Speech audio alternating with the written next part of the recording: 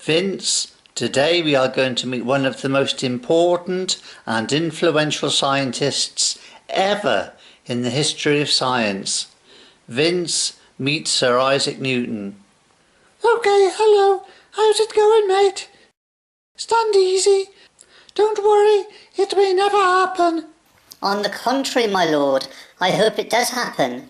You see, the profound influence of my cognitive reasoning could have huge implications for the whole of mankind. Which team do you support, mate? Leeds United, Chelsea, or Brecon City? Don't be rude, Vince. Let me continue. A few days ago, an apple from a great orchard near where I live fell on my head, and I still have a great headache. Oh dear, look, my lord. If you was famous like, I want your autograph. Shut up, Vince. Look, consider it thus. An apple hath fallen, and the fate of which befits such a man as I, to consider the attributes as to why and how this could have happened. Why do you talk in such a funny way? Vince, you great big lemon. Lemon ahead. Apple head. Headache. Face ache. Tit brain. My noble servants, please be quiet and let me continue. My cognitive thought experiments will ignite the quest for truth amidst the realms of giants and have an infinitely causal effect on the great philosophical minds of the day, and with God's blessing of earthly time immortal. Are you all right, mate? Plonker. The falling body which has hit my head made me ponder upon why indeed did the apple fall in the first place, and I reasoned thus, that it was caused by an invisible force unknown to mankind. What is magnetism, mate? What is magnetism? No, we have no maggots here in this beautiful country. I bet you have some in your apples. Hey, look, Mush, why don't you have a haircut and talk proper like? Vince, be quiet and listen to what Sir Isaac has to say. What I deliver to mankind, therefore, are my 3 aesthetically pleasing and profound laws of motion. Sir Isaac, can you explain your laws so that even a humble mince pie like Dimplehead Vince here could understand? Yes, sire, the Dimplehead version of the understanding essentials of my laws are as follows. Plonker. Now I knew the apple was stationary, and as it fell, I reasoned that something, akin to a force, must have attracted it to the ground, and I think a good name for this force could be gravity. Gravity. Yeah, great film, Isaac. I saw it last week. My thought experiments about this event lead me to the following 3 conclusions, which I believe apply everywhere. What about at Old Trafford, when Man United are 2-1 down? My first law sort of says that a body in motion will never change speed or direction unless it is acted upon by an external force.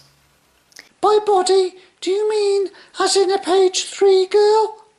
Vince, I have had just about enough of you. Hey, Sir Isaac, do you like mince pies, as my friend here is available to eat? Look, my faithful mince pie, a body could be anything. Even a mince pie like you obeys my laws of motion. In what way, smart ass? As I said, the constant speed and direction of an object will never alter unless any force acts upon it. Yeah, that sort of makes sense. The path even of a dog bone drifting in space will go on forever in a straight line unless anything or anyone does something to it. Of course, though, if the body is near a planet or whatever, the force of gravity will alter the course and speed of the dog bone's trajectory. Now you're talking. Remember, though, that the constant speed or velocity could mean something moving with a constant speed of 0 miles an hour, meaning it is stationary, or even, say, -7 miles an hour in a backwards direction. Hey, Mush, 7 is my favourite number. Now, my second law states thus: when a dog bone is acted upon by a force like gravity, it will cause the object to accelerate or decelerate at a constant rate. You ought to go on Britain's Got Talent, mate. Yeah, I know about that because we're from the 21st century and man has been to the moon and back. But we are not discussing that with you, Sir Isaac. because that's the secret. Also, Sir Isaac, I know from a physics lesson that the apple would have fallen onto your bonce, increasing in speed at the rate of 9.8 metres per second each second. This meant that if the tree had been really tall, say 7 miles tall, the apple would have hit your bonce at a tremendous speed, and it would have created an enormous hole in it. And if it had missed you, it would have created a huge hole in the ground, which would have gone nearly as far as Australia. That is true, my learned friend. I also know that there is a force acting against the force of gravity on the apple, and that is the resistance due to wind. Carry on, Professor Creamcake. I feel you understand the essence of my reasoning. When the net force acting on the mince pie or dog's bone or toy is zero, as stated in your first law, it falls to earth at something called terminal velocity, meaning it is no longer accelerating or decelerating. Wow, this is mind-blowing stuff. Yes, sire. Wow, for a mince pie to understand that is incredible. So, Sir Isaac, if you drop an apple and a feather on the moon, they will both increase in speed at the same rate, because there is no atmosphere on the moon?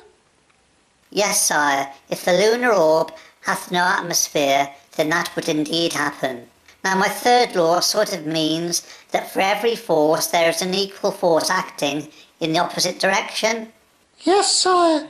When a soldier defending the honour of this great country fires a cannon, it will kick back in the opposite direction to which the cannonball travels.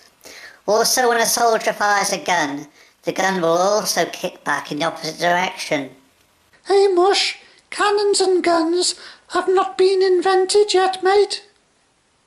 Look, Vince, Sir Isaac is so well educated, he probably has his own time machine and gone forward in the space-time continuum to see man utilise the laws he had formulated. Hey, maybe he's seen a documentary about himself on BBC4. Wow, this is turning out to be one of the greatest days of our lives. It is now my wish to retire from this aesthetically pleasing consideration of my proposed laws of motion. OK, my lord, and don't forget your haircut, mate.